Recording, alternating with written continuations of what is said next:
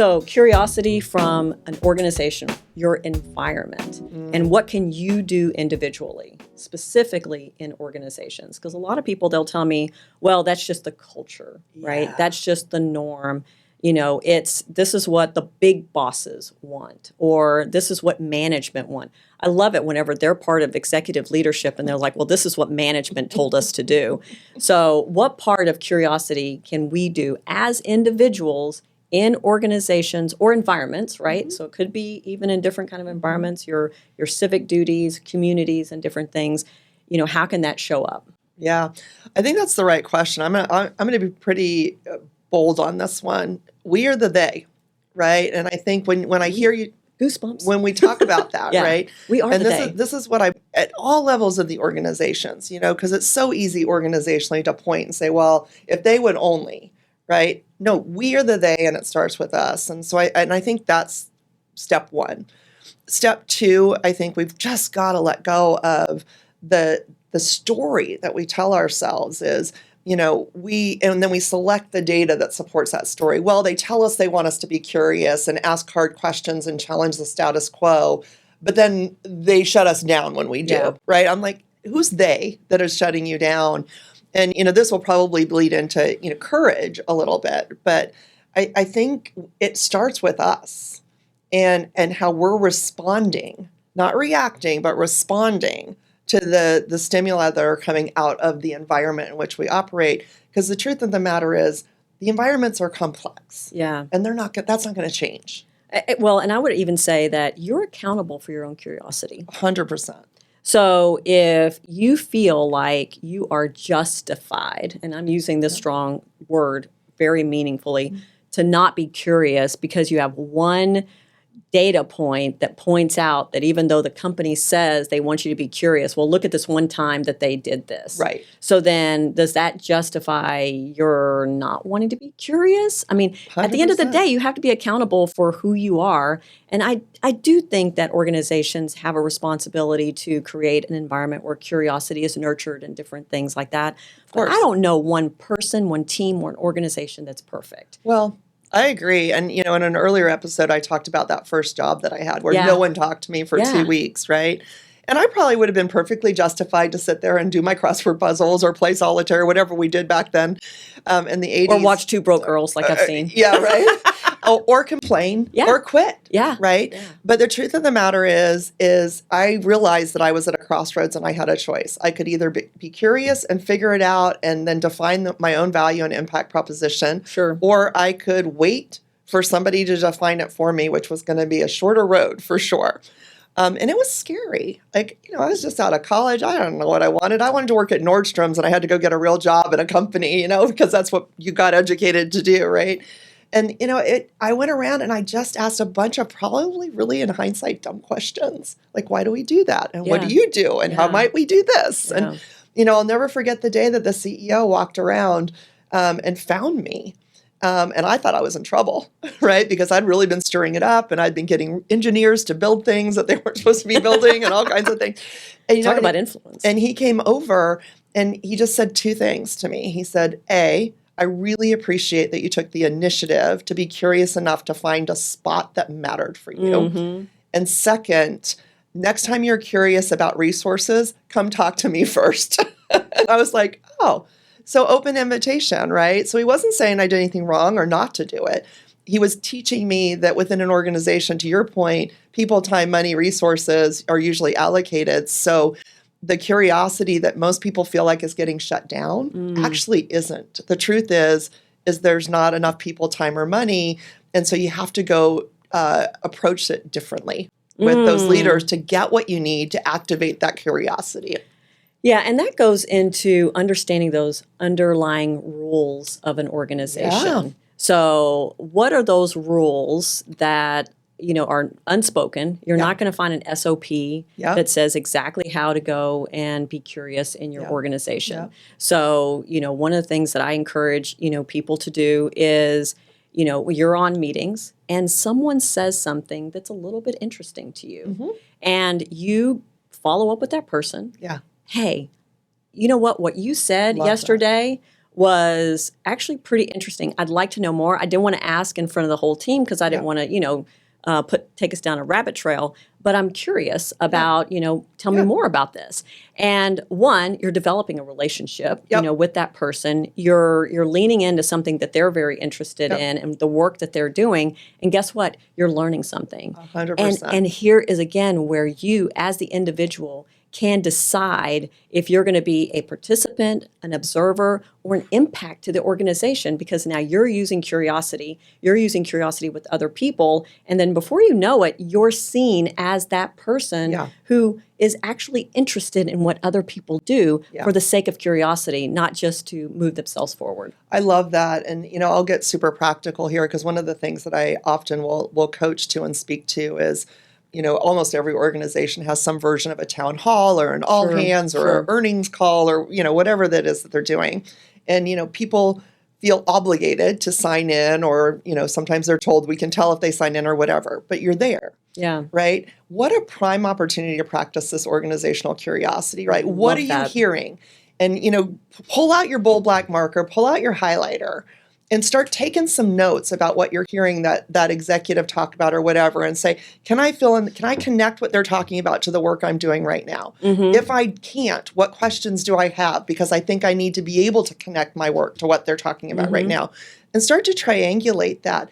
Talk about a low stakes, high payoff approach to curiosity from an organizational perspective. And I can't tell you how many people just passively listen to the all hands in one hand and answer their emails in the other, and they miss all that opportunity. To how it's tied in together, and what connections you can make to the work that you're doing today. Right now. And if you can't find that connection, you should be asking a question. You should be asking a question, right? Because if you're hearing a lot of stuff and none of it, you can't point to what you were doing, you may want to figure out how does that even connect, or doesn't it? Because here's the thing. If the work that you're doing doesn't connect to how they're positioning the organization in the future, sorry, folks. You're going to be cut. Yeah, you're going to be irrelevant. This is your sign. If you're somehow not connected, then you need to be asking that question, how is this connected? Because if it's not, then there may be some other things that you need to be concerned with. And, and I'm not saying it to scare anybody, but that's a flag, by the way. And by the way, you just moved curiosity out of a nice to have to a must have to make sure that your value and impact is constantly relevant. That's right. Right. And if you're not doing that as a minimum standard, then you might wake up one day and find that what you're doing is no longer connected to the line of sight for that organization. Doesn't mean it's not important, but if it's not connected, it's not adding enough value and impact. So how do you see the best organizations rolling out a space for curiosity that allows the employees to feel, or the teams or the individuals to really feel like curiosity is not only just spoken, but actually, walk the walk, talk the talk kind of thing? Well, and I see a few things, and it gets harder, obviously, as these organizations get massive. But even the massive organizations that are really at the top of their game are doing this well. So a few things. You are familiar. I know you are because you're in manufacturing. I love the concept of going to the Gemba. Yeah. Right? I mean, leaders that go to where the work is going. Go to where the work is getting done, not with an agenda, not with a script, not with a photo op, but just going and connecting with the real people doing the work and creating opportunities for dialogue. Yeah. Right? I think that role models a genuine commitment to learning, curiosity, all the things. So I think that's the one I love the most. Bigger organizations that we work with will do the skip levels and the, Q&A sessions and all of that. And I think that's powerful. Sometimes they're a little over-scripted, so I really try to encourage those leaders to go off script and just be themselves. Look, one of my favorite leaders of all time, I have no problem naming him out loud, is Brad Smith. He was the CEO of Intuit for a long time. Just phenomenal. But one of the things that Brad did that I just had such admiration for is he would come into a leadership program or a team meeting or offsite or whatever, and he'd give a short message, but then he'd spend the rest of the time saying, give me feedback. What are you seeing me or my team or my leaders doing that we need to be doing differently, more of, less of? Where do you see conflict in what we're saying, what we do, and how we do it? And he was so open to that conversation that even if there were, and there always will be, imperfections, right? Yeah. And all of the aspiration we have, people believed that the aspiration was possible because he was curious enough to ask them what else he needed to know in order to really make it real. I also think there's timing on that too, because when first leaders come in, new leadership come in, and they ask those questions. They do the roadshow. Yeah, and a lot of times they get crickets, right? Because the trust isn't there yet, right? The 100%. trust isn't there. Yeah. And so, those organizations that do lead with those questions and want to really, truly get that feedback, they have to not only get it and understand that this is going to take some time and some momentum, but then what are they doing with the feedback? Yeah. I think that's another way that organizations What can they then, do matters. Yeah, what they do with it. Okay, we've gathered all this feedback. And here's in summary of what that looks like. Yeah. Here's what you can do as an individual. And then this is what we're doing about it. And this is what we're not doing. Yeah. So some of it is it's not available for resource reasons or timing. Manage those expectations. Yeah, managing those. Yeah. Yeah. And I really hate the word managing expectations. I get that it's needed, right? Because it makes sense. But at the end of the day, it's all about this is what we can do. Yeah. This is what we can't do. Yeah. This is what we may do, but it might be at a future time. And this is kind of why. And so at least you're giving them some information rather than, I don't know where all this information went. Well, I think that's key. And I'll offer you maybe an alternative to managing expectations because I don't love that either. But I think it's super important to surface expectations because they live in our heads. And then we need to reach agreements around those expectations, which means we're making the implicit explicit is really what we're doing. We're not managing anything. Yeah. We're just putting it all out on the table so that we can have a constructive dialogue around what it means and what is possible and what might not be possible. And what I've seen in the business environment is most people are fine if they understand the logic or if they understand someday maybe or whatever. Sure. I think that becomes really important. I want to come back to your trust comment, though, because I think this is super important. And, organizationally, right, again, going back to individuals, I don't get to just sit back and passively say, well, there's not trust in this organization, right? So therefore, I don't bring anything up. Exactly. Yeah. So do I care enough about the organization that I'm a part of in order to evolve that or change that, right? I think is first and foremost. Second of all, as leaders have to have some situational awareness, right? And if for whatever reason there's a lack of trust or it's fractured or whatever because of past circumstances or whatever, there's a lot of techniques out there, Michelle, that you can do. Like one of my favorite techniques that I used to do, especially when I was new to an organization or taking on a new team or something, is I would actually partner in many cases with my HR business partner.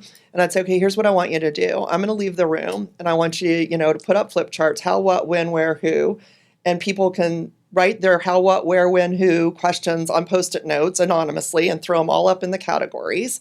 And then I'm going to come back in the room. I won't know who asked the questions. I'll be able to look at the questions and do exactly what you said. I might be able to answer right away on some of them, and some of them might go, that's a really great question. Can I ask some clarifying, to get some understanding of it? And I might have to come back to you, right?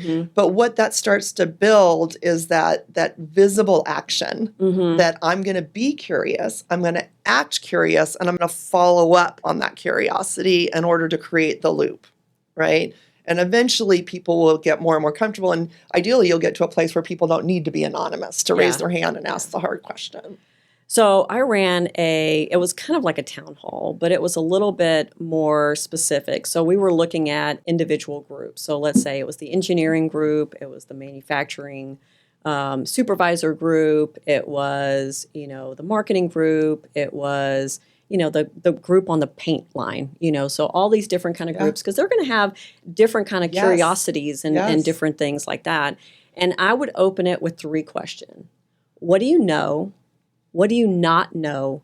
What do you think you know? Oh, great questions. And the reason I opened it with that, and I had the CEO, we were working together on this project. The reason I asked those 3 questions is because a lot of times people say, I know this, But then that's what you know is the pulse of what's happening within the organization. What they don't know, then you can go, okay, have we communicated this?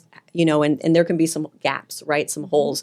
What do they think they know? These are the assumptions that they're working on. This is the noise that's out there in the organization that, Brilliant. Can we solve that, right? Because what they think they know, they're going off of assumptions. And those are those stories in your head. Yeah. Well, we believe that, we're going to merge and 50% of the organization is going to go away. That's what we think we know. Yep. We don't know that, right.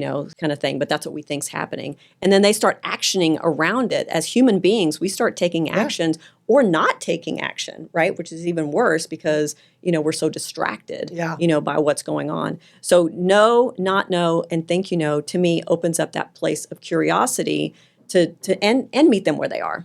Well, and I would love to just put an exclamation point or steal your bold black marker here, Michelle, because I'll be a little bit blasphemous, but I think most organizational leadership, I have seen misuse the town hall or the all hands format.